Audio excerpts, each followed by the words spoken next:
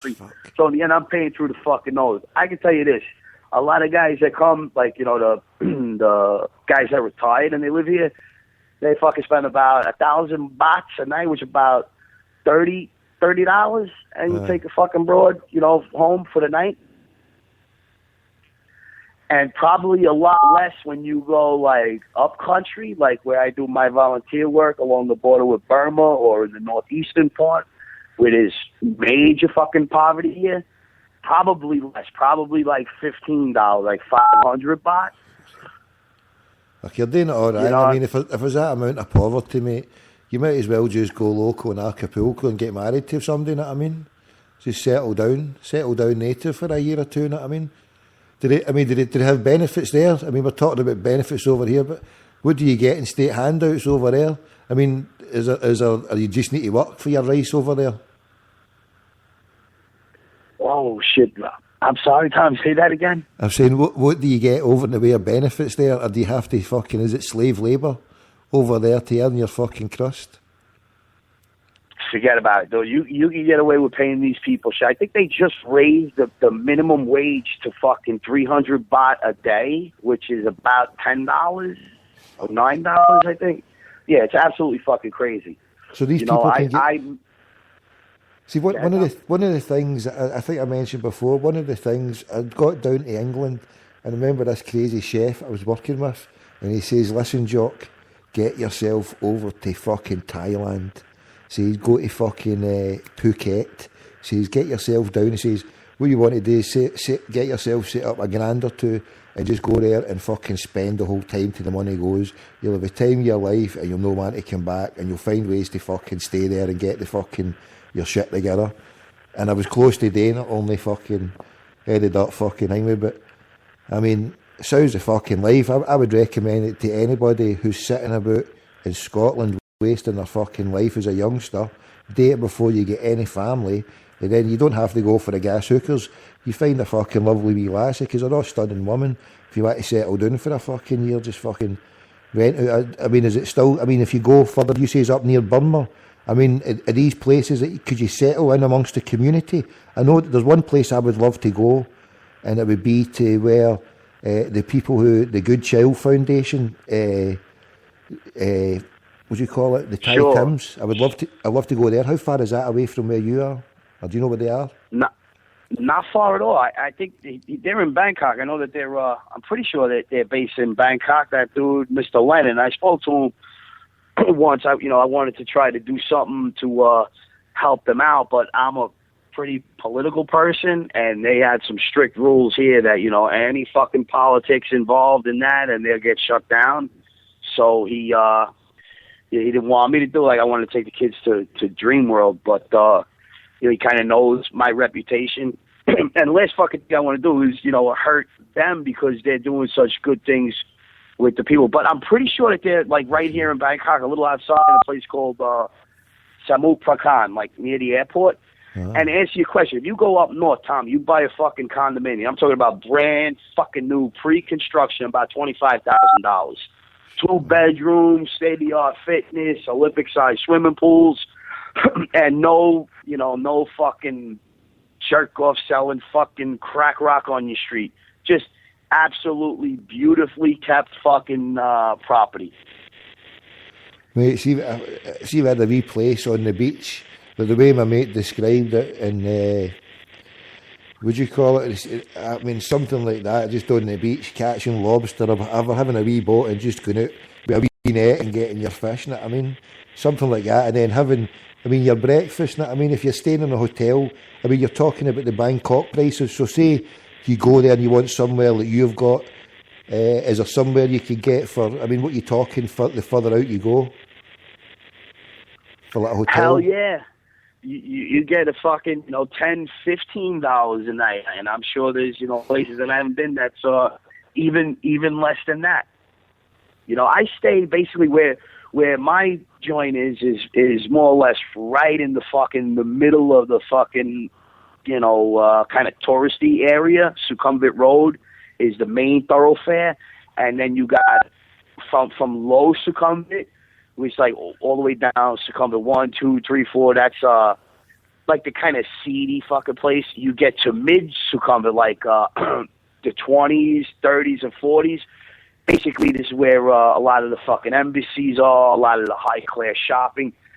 So, you know, just imagine staying, like, close to fucking Park Avenue or Madison Avenue and still paying $50 a fucking night for your hotel. It's, like, unfucking believable, you know? Yeah, I mean, if I was to go there, I'd love to live fucking a wee rural place. Maybe not near the jungle, but just on the sea, fucking living like a king, mate, for fucking... I mean, you're talking washers a day, I mean, it's fucking... If anybody's fucking got it together, mate, they should be doing that now, instead of fucking living in this shithole of a country. You know what I mean? If you go there, you save... Oh, you're talking, and you go somewhere there, you just need a couple of grand, and you would get your shit together. By the time you spent all your money in about 6 months, you would have something fucking on the go. You'd be still living like a king, you know what I mean? It's a fucking shit country, yeah, Scotland, mate. If anybody's out there, this is a fucking advertisement for going to Thailand, and I've not even been there, but fucking... And the good Rocky, mate, I'd love to go over there and see your setup as well, mate. It'd be good to go over and see. And it's can you tell us about the system of governance there? I mean, is the Thai government, is it quite strict? Is it a police state, or is it really, you know, strict and on top? Or give us a flavour of how that is. It's a constitutional monarchy, but basically the country's like divided, kind of between these a yellow shirt group and a red shirt group. The yellow shirts are like kind of more affluent people, you know, a little bit elitists, royalists. The red shirt people, they support this ousted dictator named Thaksin Shinawatra, who got fucking taken out in a coup like in 2005. So there's always some protest going on here, one group, you know, fighting with the other fucking group. But I've been here through all the protests, all the violence, all the coups. Nobody ever fucks with you when you're a foreigner. They all want to win your heart to their side. So you go back to your country and say, yeah, yellow shirts are good. Yeah, the red shirts are good. So the government it's free as a motherfucker here. You know, they have these old-fashioned lay majest laws where you can't say anything about the monarchy. But you know what? This monarchy is a really good king, and all his people love him, and he loves all of his people. So it's, the government, you know, it's not a police state. It's totally fucking free. The best thing, too, is if you get caught, like, let's say, like, when I'm in the USA, I have a fucking a license for medicinal marijuana, right? Because I live in Los Angeles. So I could go right into the fucking store, and I could buy fucking weed, and the cops can't break my fucking balls. Here, they don't have that, right? So let's say I went, and I got some weed, and I was smoking a fucking joint, and all of a sudden the cops catch me. Normally, it would be a fucking harsh penalty here, you know what I mean, if they want to throw the fucking book at you. But you could more or less buy your way at anything for $30, $40, $50 fucking dollars, you know? Dare I say, you could probably fucking, you know, rub somebody out here, and for a fucking $1,000, it would go away. I mean, I never tried that, but, so yeah, it's a fucking, Tom, I can't say enough nice things about this fucking joint, and right now is the time to come, because they're in the middle of a fucking political crisis where there's some protests going on, so the airfare fucking dropped like you wouldn't believe. I mean, I think like an economy ticket now, probably under $1,000, I think.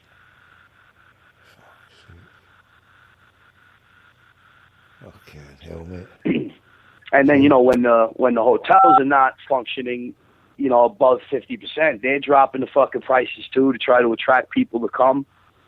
You know, just less time waiting in lines. Really, really a good time to come, Tommy.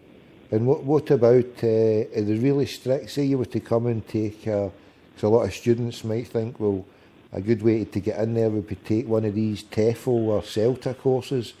Are they very strict in qualifications? Like, say you would some countries are quite lenient, where you just turn up and you say you fucking speak English, you're from the UK, here's my passport, I can teach English, and then you get a wee job. I mean, are they quite strict in qualifications and paperwork? Yeah, you know, I think here it's pretty loose on those. You know, I recommend that to a lot of people that ask me, hey, what can I do out there? You know, can I work? I'm like, a lot of people come here and they fucking teach English So they make a couple of bucks. I mean, you're not making a lot of fucking money, but you're making enough, I guess, to survive. One of this girl, young girl from Belfast that I follow on Twitter, her name is Emma. She was out here last year teaching, and I don't know if she has all of the proper certification, but I tell you what, Tommy, if anything here that, like, let's say you didn't have the proper TSEL or whatever the fuck it is, you pay somebody a couple of fucking bucks, bada bing, they get you what you need. And there's plenty of fucking demand for English teachers here. Plenty. I mean, 9 out of the 10 people that fucking visited my bar that are actually working here work in some field teaching English to people. It's incredible. Way forward, mate. It's a language of the world, and it's took over, mate. And just that, I mean, it's a commodity in itself that you have to get your ass out of Blighty to make a use of it. And there's all places all over the world that you just need one of these. I mean, you can go the whole hog and get the CELTA. It's a heavy intensive month course, and then that's a bada bing, bada bang. You can take that fucking anywhere. Or you get the wee TEFL one, you're doing 3 days, 5 days, weekend course, a couple of 100 bangers, and that's you. Take that anywhere as well. I mean, I've got a couple of books here. I've got the grammar one and how to teach English as well. It's just a case, I mean, fucking hell, you open your mouth, you can talk, you fucking, about a few pictures, and there's always someone there anyway who can fucking speak both of them anyway. And if there's no, you say, well, fucking get it going down, I can't speak your shit, come on. Sort it out, give me a few quid for my fish. I just need fish and chips all night, and that'll be me. Breakfast, fish and chips, and a chai latte for lunch, mate, that'll do. Rocky, I think I might be coming over to see you soon, mate. When's the best time to blend in? I mean, the scenery, is it a certain month when it's really, really hot? To acclimatise myself, how, and would I need to get jags and all that? I mean, is there a lot of, you need to take a lot of stuff for malaria or what have you, and what's the local viruses like? Is it heavy? Is it bad? What's the shit going down for that? No, I mean, basically, anywhere you go, unless you go to really remote areas, you're going to find people speak English, especially in the service sector, like restaurants and hotels and shopping establishments. Weather-wise, it's good all year round. A lot more humidity in our summer. They're northern hemisphere too, so they have the same summer and same winter as us. So I would say, weather-wise, it's absolutely fucking perfect from the end of November to the fucking middle of March, but still fucking gorgeous, And then when you get to the low season, like April and after April through the summer, the prices go way fucking down, Tommy, and there's a lot less fucking assholes walking around too. So I would say my favorite time coming is like April.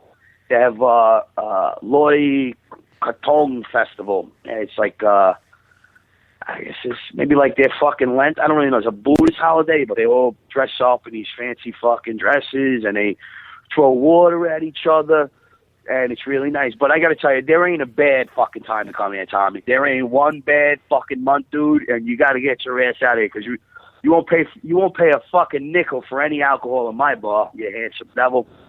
I don't drink, you mad cunt, so don't worry about that. You fucking save all your money. I'm sure I'll find another way to bleed you dry. I can't believe you don't drink. A madman like you. That's crazy. Well, that's great. Yeah, mate, the last 12, 13 years I've been Totito, mate, for all that time. But, yeah, mate, no, I would love to, mate. Just fucking put my wee computer on the desk, mate. And here, what happened to that picture of that young maid there? Did you post that on the internet there, aye? Did you post it on Twitter? Yeah, the maid? Yeah, you got it twittered up, yeah? Yep. I tweeted a couple of pictures of her. And, there's some guy on fucking Twitter that, I don't know if he follows me, but I remember a couple of years ago, somebody fucking said something, and it was about teaching English, and this guy, like A. Jarn or some shit like that, and I think he's either American or fucking from the UK, and he knows all that shit about coming over here to fucking teach English and could fucking, the whole thing, like literally get you the certification, find you a fucking job. I'm gonna look him up when I get back to the iPad there, and I'll tweet to you his fucking name. And if you want, you can fucking ask for a couple of questions. This guy, he basically knows all that shit.